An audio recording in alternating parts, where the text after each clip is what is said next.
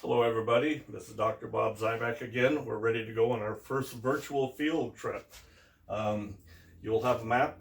You'll be able to see that we'll be going up Larson Slough, up to Trout Creek, over to the Elkhorn Ranch, Jerry Phillips Reserve, and ending up on the old Boehner Railroad logging camp in 1917. So this is a virtual history tour. You'll have the details in the handout. It'll have links in it. We'll mostly be following last year's route and the year before's route. I would like to say a couple things. I made a few errors in my last presentation. One, I was speaking as if we were in real time. This is April 21. You've got all week to do the reports, feedback. Tasha is the person that sets those, and anything I say in that regard, I'm probably speaking out of class. One of the problems with not having an audience. The other errors I made, I think I kept referring to Elk Mountain, Elk instead of Elk Peak. Elk Mountain is in Tillamook, so I conflated that, and Cougar Pass, I think I called Cougar Mountain at one point. So there will be errors. And if you find them, I'm interested in listening to them, and we'll make corrections in the following presentation. One thing I'd like to say, we'll be using a map, we'll be using the oral histories, we'll be using the handouts to recreate these tours. There's lots of pictures and the video that we've been doing, and that McKenzie Peters has been videotaping and editing. One thing I'd like to say is that I think the recommendations of the students the last 2 years and the constant work of David over the last several years to improve the roads has had a result. As we traveled the roads this year, they were in excellent shape. There was no brush, very few potholes, the roads were crowned, rocked, and that was a very pleasant finding. It is too bad that we can't take the tour on the road as we have before, but all of the student complaints about and recommendations regarding improving the roads, with the exception of signs, seem to have been listened to. Very coincidental otherwise, and a very good sign for future visitors. Here we are at the ORWW homepage again. We go to Forest Recreation, and we go to the educational field trips, and the one we have just taken or will be taking is the Elkhorn Ranch. So you can see there's lots of photos, there's maps. You can start off with last year's review of a tour with Kobe Etzweiler. You can go to that, and then if you return to the field trip homepage, you will find handouts. So the 2019 handout might be modified slightly, but it should be good. Here are slightly different stopping points that we'll be looking at. The important ones are the beginning of the Elliott State Forest, Trail Butte, Elkhorn Ranch, the fishing camp. Heritage Grove has now been renamed Jerry Phillips Reserve, partly through the efforts of these classes. You'll also find a map. It's sideways here, but we'll be working with a updated map showing the exact locations, and that will be in your handout packet. And with that, and the different photographs you'll find that we travel through, we are ready to begin our field trip.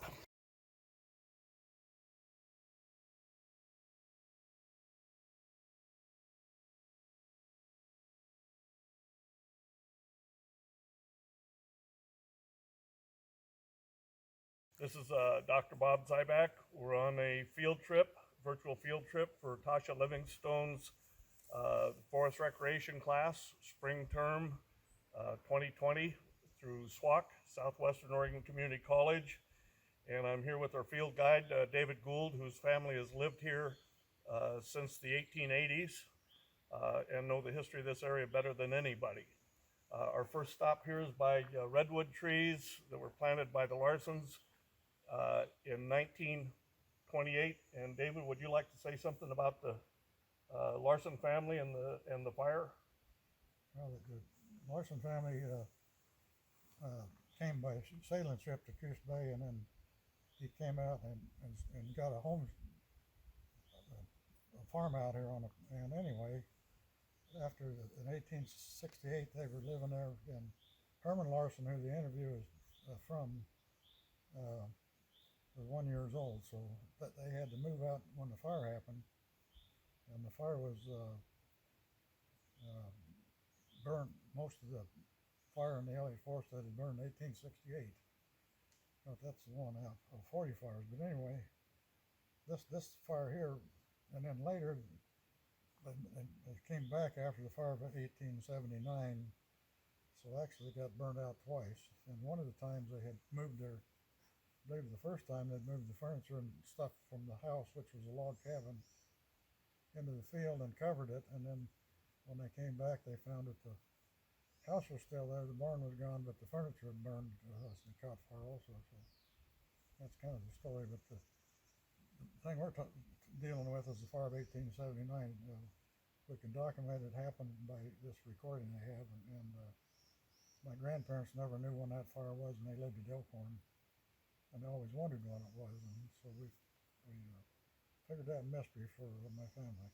Well, that's the 1879 fire. They called it the Big Burn, and the Gould family used to run stock through most of the area, trap most of the area, hunt most of the area for several decades, including your grandfather grew up here. So this is old family here through the Larsons. There's one other thing. There used to be a huge skunk cabbage patch through here that they had to drain and convert to pasture land, and that would have been a gathering site for the Indian families that lived here before the white settlement.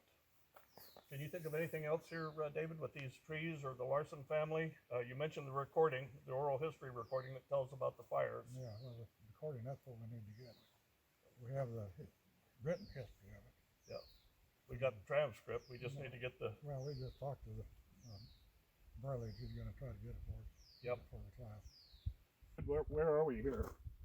Well, we just came into the Elliott Forest, and we're on the southern boundary here, and the warehouses are way over the top of the hill, and these trees on top are on the state, but you just go 100 feet over the hill and you're on the warehouses, and you can't see this TV tower down there, and everything further south is warehouses. So we're on the southern boundary here, and this has been burned 2 or 3 times, and been logged twice, and replanted twice. So this plantation we're seeing in here now is the second plantation. Yeah. So in history, it's burned 3 times. It's been logged twice, and now it's reforested again. Yeah. And the thing that gets me is this is pretty much, even though this isn't warehouse or ground, after the fires in the 1700s, this is what it would have looked like 200 and 300 years ago. Young repot coming up, even aged, mostly Douglas fir, a few cedar, a few openings with elderberry, and flowering currant. Would that be about right? This is the way it's... Yeah, that's true. Now, all this, there's been no old growth in here for years, and there's about 3 trees over in the grove over there. Everything else has grown after the 1879 fire. So the oldest 3 trees we can see there would be 140 years old or something. They'd be just mature second growth. Yeah, they just come after the 79 fire. Okay. We're here on Trail Butte. This I'm going to ask David here in a second which way these roads go. This is called Trail Butte because all the trails used to come off, I hear, from the Gould's Elkhorn Ranch. In World War II, they put a lookout tower up here for Japanese attacks. But David, we're on the 2000. We came off the 3000. Can you tell me where these go and how we would get to Elkhorn Ranch and how we get to Allegheny from here? Okay. Down the 2000, you go to the bottom of the hill, you hit the county road, and then you go down the county road to Allegheny. That's about 8 miles, 6-8 miles. And behind you, the 3000 will take you out Larson Inlet, the way we came, or they'll take you out through Hauser, past the criminal facility, and everything from this 2000 to our right. The trail went on top of these ridges here, so this isn't the actual trail. The trail's up. The trail was on top. They cut it out when they built the road. But what I wanted to say is that everything to our right on the 2000 towards the ocean here is going to be into the Oregon State's research forest. Will never be logged. It'll be for wildlife, and that's something people need to know. Well, we'll see if that comes true. People will be looking at this, and whether that turns into wildlife or not, we'll find out. And now, has that all been logged off before? No, a lot of it has quite a bit. Probably 35 or 40% has. This behind us has been logged once, and then they thinned it once also. So if we came here on the old pack trail, we'd be up on the ridge. Yep, on the ridge. We go 6 or 8 miles that way to get to Stoll Falls. Well, Stoll Falls behind us before we go up to 2000. Okay, so that'd be the Allegheny. Yeah, the Allegheny that way. And then the old pack trail, there's the top of the ridge over there. Yeah, it was on the top of the ridge. So that would be the old pack trail there. Yeah, George Gould Elkhorn Trail, what it's called. Okay. It's been 1886 when they used that until 1925. Other people have used it since then. When they put the road system in, they cut through it and tore it out basically in several spots like here. When did they put this road system in? This was after the Columbus Day storm. So early 60s. Yeah, late 60s probably. In 2000 they came up here, I believe 59 or 60. Okay. They stopped it here. One of the first sales riders had a small amount of old growth. In this basin here, the Shoemaker Basin, had old growth in it.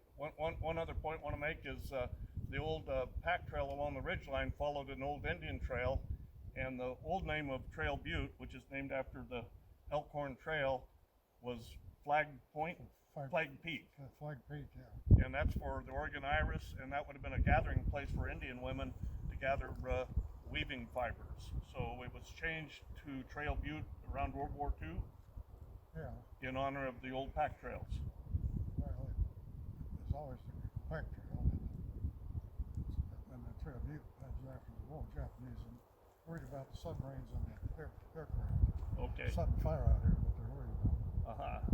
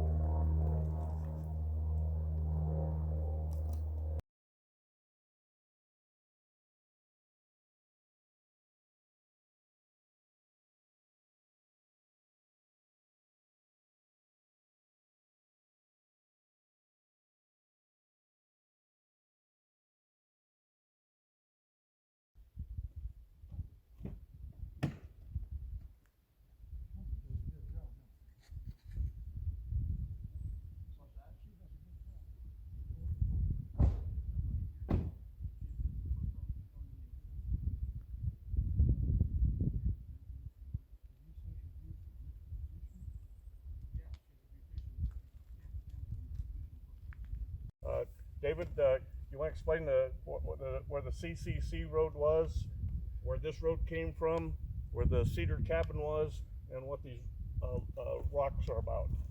Okay, the CCC road came in from Schofield Creek up to Dean Mountain and went over the 7,000 over to Cougar Pass and beyond. But one spur came down this way to about a half a mile from where we're at on the 2,000. That dead end, and that's where my grandfather brought me when I was a boy, and we came across a trail to here, and this is the trail to Elkhorn, George Gould Trail to Elkhorn. We're standing on it here.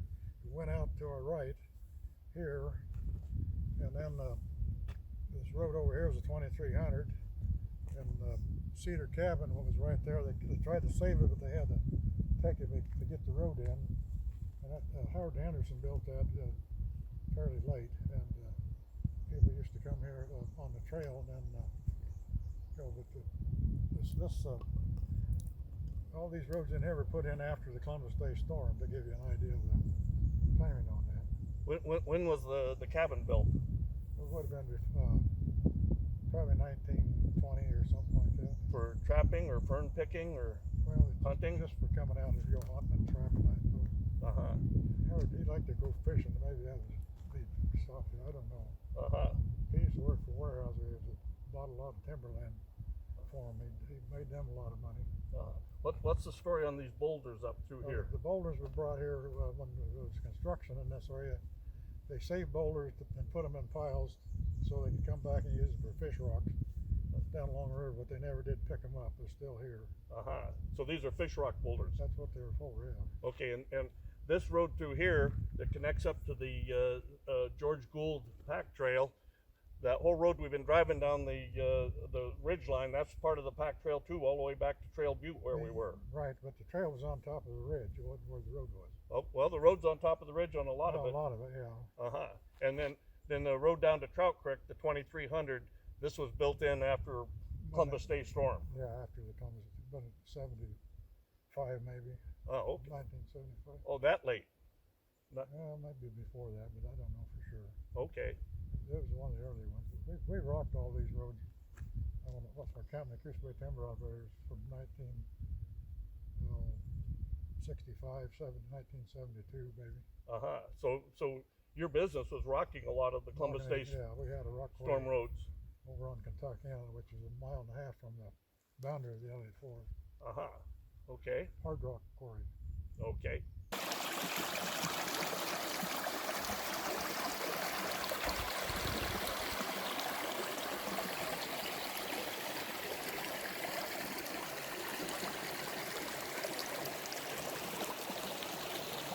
Ready when you are. Okay, we're stopping on Trout Creek here, the 2300, and we stopped here with the fish people, and it's called the Trout Creek. And if you look, you can see the spawning gravel that came in here about 3 years ago after we had a storm.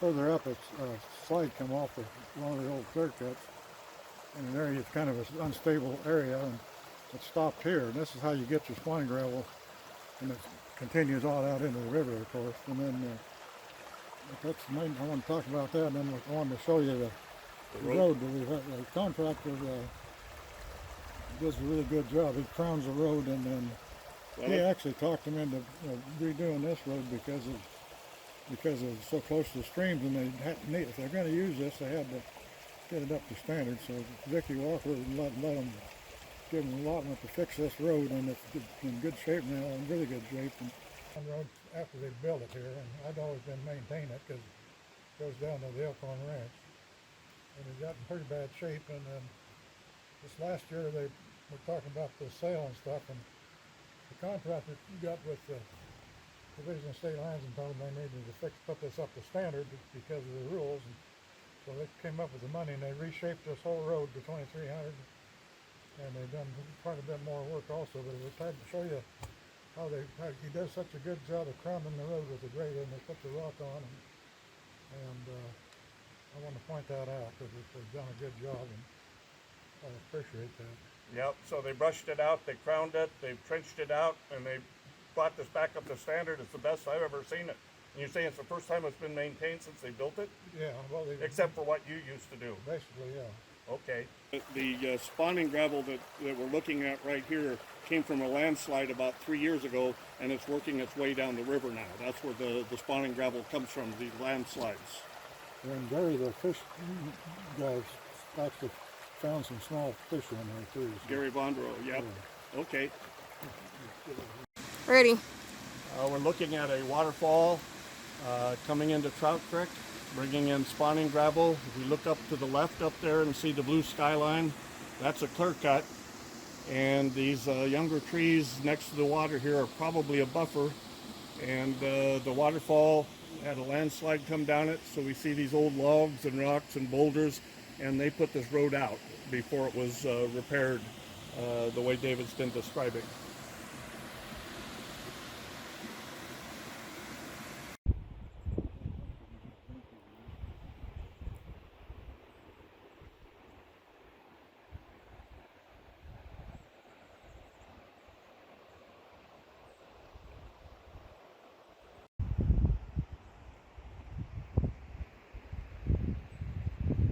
David, you want to tell the story about Bob Jacobson in here? Well, Bob Jacobson, when he was in high school or younger, used to come out here they had to walk up, came up the river and fishing, and they were looking for steelhead, I guess. But they were in the pool right here, and several of them, and kind of held up. That's what they do, and then they spawn up there on the gravel, but they have to. Except for now, they're starting to get some more gravel on the bottom, but the gravel's mostly on the inside corners. And they have to spawn in the gravel when the water's up, and then before the water goes down, they have to do small fish and get burrowed in there for a while. We got Bob's oral history, and he says this is the best fishing he ever did, and he's fished his whole life, a commercial fisherman in Alaska and everything else, and he said this spot was the most fish he had seen, according to his oral history. But anyway, the mountain slid down over here, kind of like over at Moon Lake type of idea, and a bunch of boulders and stuff. It made better back the water up, so there's water in here. So this is caused by that landslide up there. That landslide over there, yeah. How long ago? A long time ago. I don't know. Maybe Hundreds? probably maybe the same time as the one at Moon Lake, who knows? Okay. Could be thousands of years ago. Oh yeah. Okay. But those big boulders, the stream isn't strong enough to move them out of the way. They cut across the rock formation, and the sandstone layers actually tilted up there too. And makes it quite a geologic deal. If you're interested in geology, come out and look at it.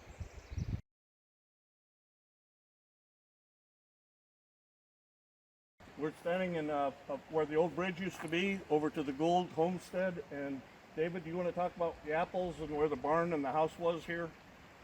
Okay. 1886, they came in here and they built a cabin to stay in. They moved in. The barn, the whole ranch was over here, and they had over 100 apple trees at one time, but the beaver got them. And anyway, we have 5 acres here yet, and I don't know what else you want. What happened to the beaver? I don't know. I put wire around those trees while they were there. Okay, there's 5 or 6 of the apple trees left, and Yeah. and there's the rose bush is still there. Those bushes on a fence. But all the barn and the sawmill and the beehives and all that. Everything's gone. Yeah. Okay. Was Nick here? No, Nick just showed up today. Okay. When did the apples sprout? They ripen in September, October. Okay.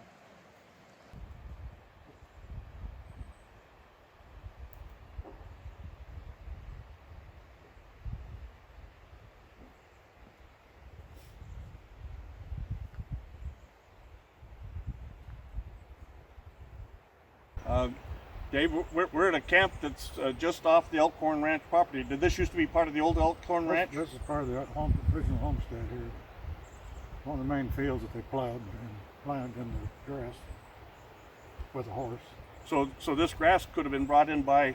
Well, my dad planted this here when we cleaned all this up back 1961. Oh, so in the 60s this was still pasture. Well, it wasn't pasture, but we cleaned all the brush off and had a big bonfire over there, and it grew back. And then the state came in here 10 years later and tried to make a horse thing out of it. That's why you see all this, everything tore up. It used to be pasture, but they changed it. This would be a good place to do some work and have a nice facility here for the recreation for the class we've been doing for one thing.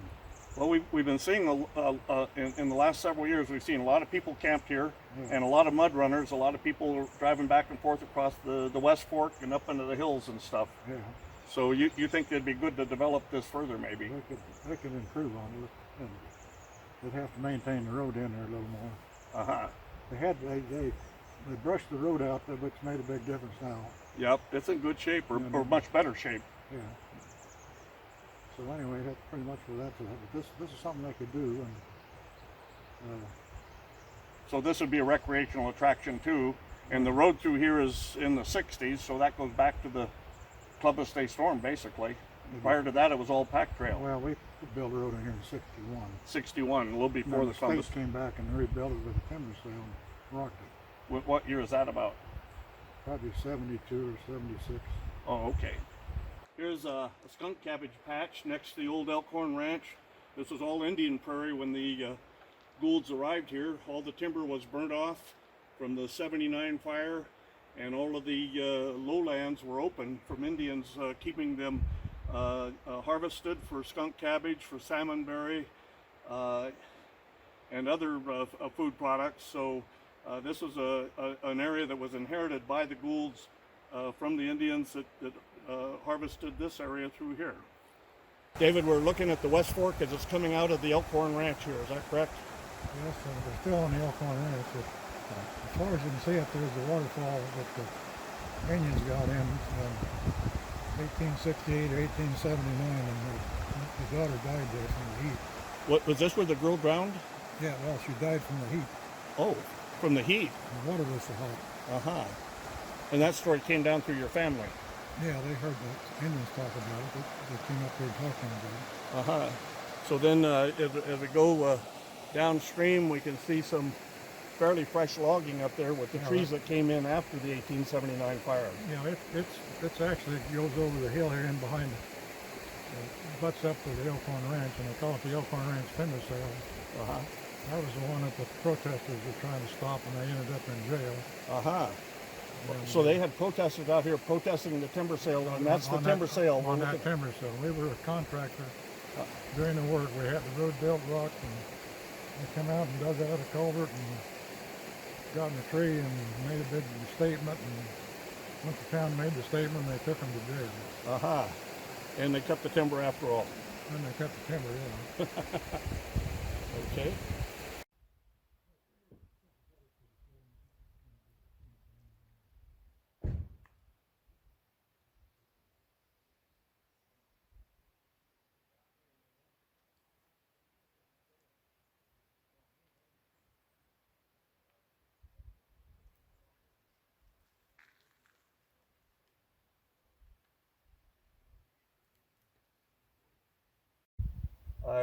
I'm here with David Gould at Jerry Phillips Reserve. First time I was here with David, he told the story of how this got its name. We put a proposal into the state land board, and a couple of local politicians picked it up, and we got an official name change. It's Jerry Phillips Reserve. David, you want to tell the story on how it got its name? Well, it's trying to honor Jerry for what work he's done on the Elliott Forest. And this actually acreage here used to belong to Weyerhaeuser, and he negotiated with Weyerhaeuser and did a trade and acquired this. It's one of the few places that's old growth on the Elliott Forest, and he wanted to preserve the look of it, and he was way ahead of the curve on this environmentalist. He wanted to save it for posterity so people could view it. And so he was one of our first environmentalists. I tell him that, and he laughs at me. But that's why we did it, to honor Jerry, and that's what it's all about. I've known Jerry since 1952, actually before the Elliott Forest was started. Before they started harvesting, I moved in here in 1955, so I met Jerry when he was working for the Forest Patrol, and then he got recruited to manage the Elliott State Forest. When did you start calling this Jerry Phillips Private Reserve? Well, after a couple of years ago, but started out with Henry Heinrich. All the kids from all the foresters under Jerry used to call it Jerry Phillips Private Reserve. Had to do with Henry Weinhardt, and then of course, when I was in college, I went to Oregon State, but I went to Henry Weinhardt's 2 times. The second time, the guy recognized me, so that was kind of how we got it going. And I just want to honor Jerry. He was a wonderful person, and he's done way more for this forest than people understand. Yeah, well, he's the official historian. And just to honor him and his wife. So that's why we got the name changed. Well, one thing, this used to be Weyerhaeuser. The Columbus Day storm blew through, so the road we've come through is a Columbus Day storm road. They did salvage on it. You can see a lot of the scarring on the trees from when they thinned it out. So a lot of this understory has come up, and especially around the roadways here in the landing, since 1962.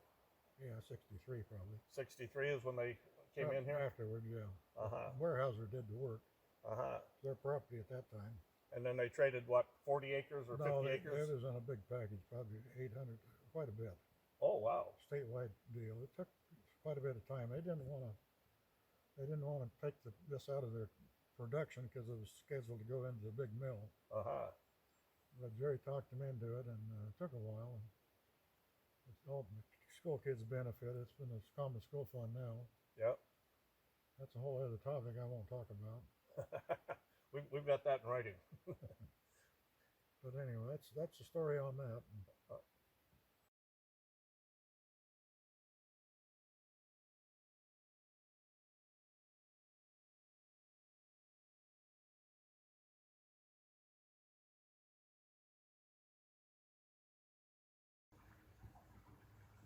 Okay, here's the spring along the Indian Trail that went from Tidewater at Allegheny on the Coos River system to Tidewater near present-day Scottsburg.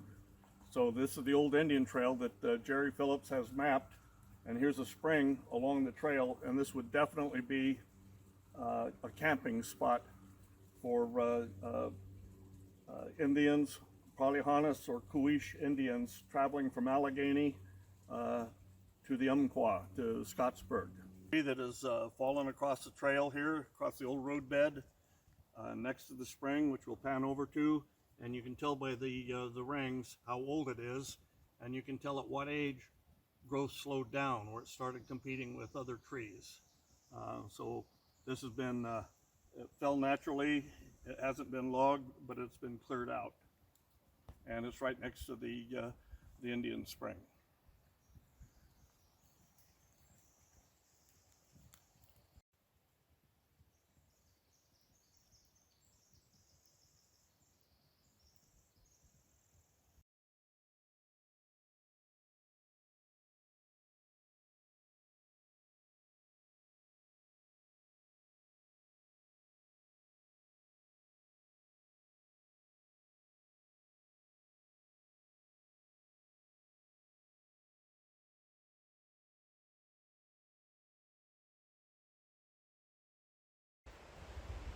We're here at Boehner Logging Camp from about World War I, and if you look at the old photo in your packet, you'll see some people standing along the railroad track. You'll see the logging cabins up above the hill. You'll see the railroad tracks. And David, you want to tell us something about the people that worked here? Well, they were spruce loggers, but then they were cutting fur. My great-grandmother was involved in this, and then my grandmother also with the cook camp, and her family grew up. Her husband was a preacher, and he preached and made his money doing that. And then you see the pictures of the railroad and stuff. Well, Lem Gray has a couple of photographs with that, and then Earl Gray, older brother, and then my grandmother's youngest brother was a tag-along, and he was quite a bit younger, and he worked with Jerry up at the fire patrol there with the Department of Forest up on the hill there at Coos Bay. So all these people's names are in Lost in Coos County, Lost in Coos. Okay. David, you were talking about Lionel Yost writing about your grandfather and the Gray relatives lost in Coos, and you were saying your grandfather Clarence, who grew up on the Elkhorn, met your grandmother somewhere around here in the Boehner Logging Camp area. Yeah, Boehner Logging Camp time, yeah. And her mother was helping with the cooking at the cookhouse. And anyway, her family was kind of mixed up with it. Like Lem, several pictures of him with the railroad, with the steam engine. And then that'd be Lem Gray. Lem Gray, yeah. Earl Gray was older, and then Wayne Gray. One of her youngest brother was a tag-along, and he quite a bit younger, about the same age as my dad. And he got a job with the Forest Protection Association there in Bunker Hill when Jerry Phillips was working down there. And then that's the main thing I had about it, but that's okay. Okay, and we got Lionel Yost's book in there, and that's got the whole story, and we got the photos here too. Yeah, all that stuff. My granddad spent a lot of time on this up in here, and after they'd moved out, he used to hunt up here, up at the far end of the valley, and shoot a deer and bone it out and backpack it all the way down to here walking on the railroad ties. Uh-huh. They took the rails out, but they left the ties, Uh-huh. trestles and stuff, and then he used to go up the first incline, which is over on the left, to clear the top of the hill and walk down. And we're talking about several miles here with Packing deer. backing deer. Uh-huh. That was back during the Depression. Uh-huh. And then during the Depression, Sailing owned this property, and he had the store there at Allegheny. And then my granddad brushed the alder out of this for Sailing had a ranch here, and he brushed the alder, and that's how he got his produce. The trade-off for brushing the property Uh-huh. with an axe. Wow.